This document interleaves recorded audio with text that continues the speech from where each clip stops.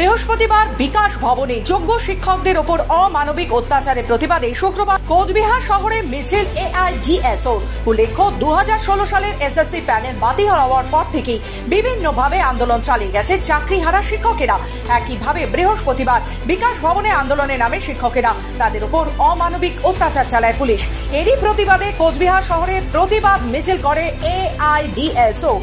এদিনের এই প্রতিবাদ মিছিলে উপস্থিত ছিলেন এআইডিএসও রাজ্য সম্পাদক বিশ্বজিৎ রায়, কোচবিহার জেলার সাধারণ সম্পাদক আসিফ আলম সহ অন্যান্য কর্মী ও নেতৃত্বরা।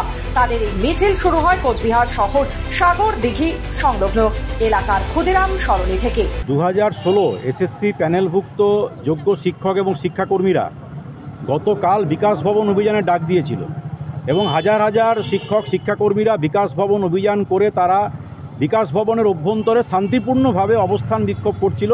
তাদের দাবি ছিল মুখ্যমন্ত্রী এই ঘটনার হস্তক্ষেপ করুক, মুখ্যমন্ত্রী এসে তাদেরকে সম্মানের সঙ্গে স্কুলে ফিরিয়ে দেওয়ার জন্য ব্যবস্থা করুক। আমরা মনে করি এই দাবিটা অত্যন্ত ন্যায়সঙ্গত, কিন্তু আমরা লক্ষ্য করলাম সন্ধ্যেবেলা থেকে গভীর রাত পর্যন্ত রাজ্য সরকারের পুলিশ বর্বরোচিতভাবে এই শিক্ষকদের উপরে পাশবিক অত্যাচার নামিয়ে এনেছে।